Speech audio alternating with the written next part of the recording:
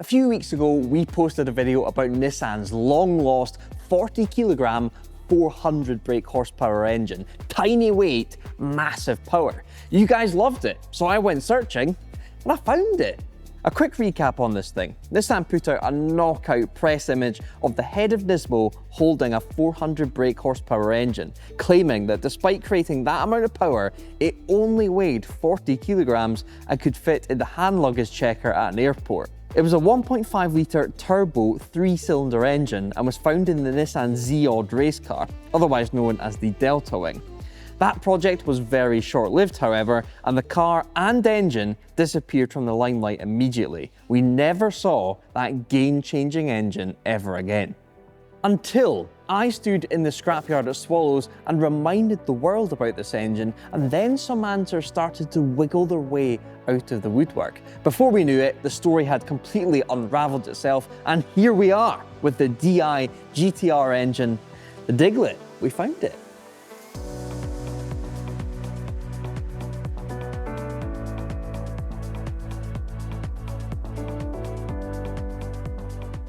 The engine was here at RML in the UK. It was under our noses the entire time.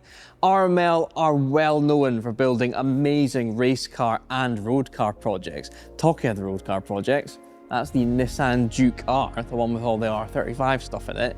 There's Bitsarini all around us in this workshop that they're building. And then there's this. It turns out that despite there being zero literature about it from Nissan at the time, it was RML that made the Z-Odd and the DI GTR engine project happen. It was these guys that did it. Now, just like any motorsport company, they do not half-arse anything, and that's why this car and that engine are such amazing pieces of engineering.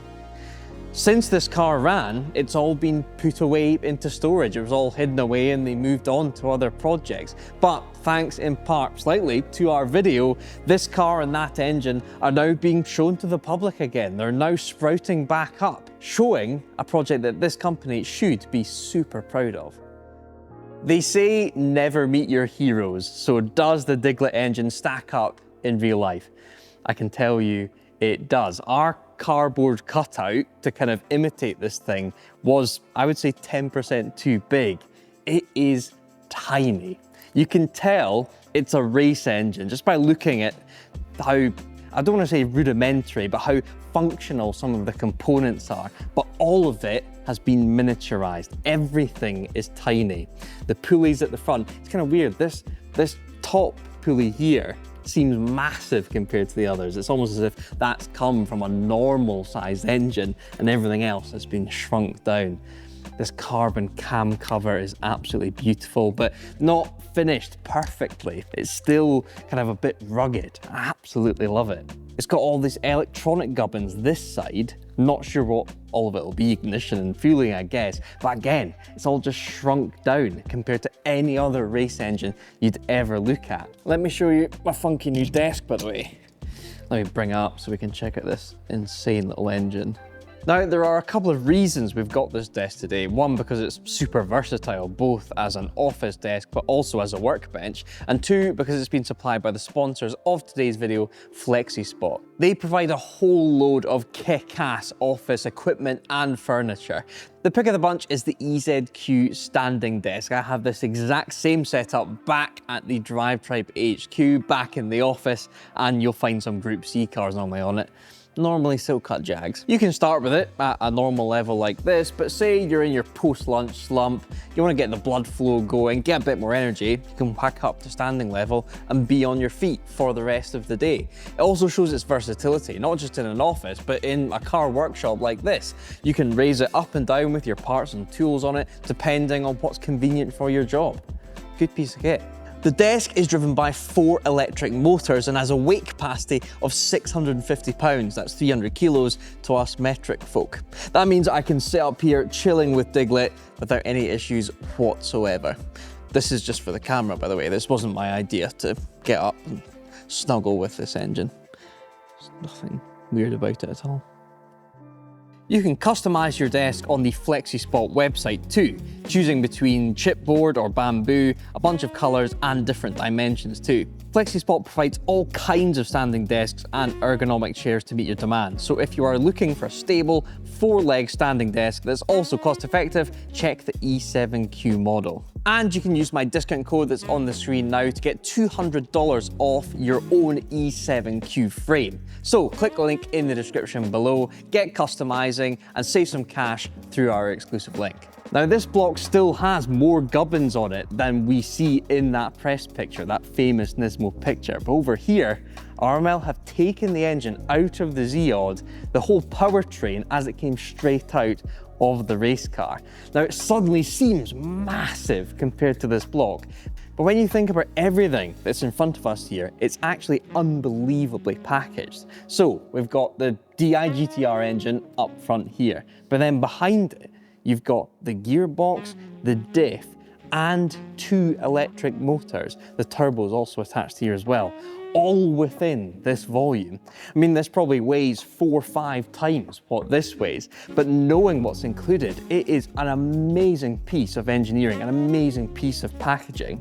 It looks like this is some sort of decoupling system here as well, which allowed the Zeod to complete one of its missions, to complete a lap of the Le Mans 24 hours on pure electric power using these motors here. Being an engine guy, it almost seems a bit of a shame that it's got this, I imagine, very heavy electric gubbins attached to it, but the main aim was efficiency, and Nissan and the guys here at RML absolutely nailed it. What an amazing thing to look at, and to know that this just tucks away into that race car over there. I absolutely love it. Race car engines are the best. Now, one of my main aims from today is to see whether the Diglett engine is liftable. We were told in the previous video by Darren Cox, who was the ex-head of Nissan UK, that that PR picture that went out with the man holding the engine was fake. He was actually holding a plant pot and it was a Photoshop job. That was so disappointing. So to get rid of that disappointment, I want to know whether I can imitate that photo with the actual engine. Let's see. Just gonna pick up this engine. And there you go. It is possible. I mean, it's not super lightweight, but considering I'm holding a 400 brake horsepower engine, it's absolutely fascinating. Now, RML have kindly laid out some scales here to see just how much the Diglett actually weighs. Easy, does it? So, the scales are saying that that block, with some of the ancillaries, is 31 kilograms. Now, the turbo and the manifold, that will have been included in the total weight. We're then up to 37 kilograms. So all of that, for you American guys, is about 81, 82 pounds. 400 brake horsepower, remember. What an amazing piece of kit. When I got in touch with the guys at RML, they didn't actually know whether they had any spare parts for this engine. It had been that long. Thankfully, it turned out they had loads in storage. Let's get nerdy. Mark, thank you so much for having us at RML today. What was your role at RML when this project was taking place? I had the honour of being Chief Engineer, looking after the entire car. We also had Ben Bowlby, Mr. Delta Wing. Mr. Delta Wing. He looked after all of the aero.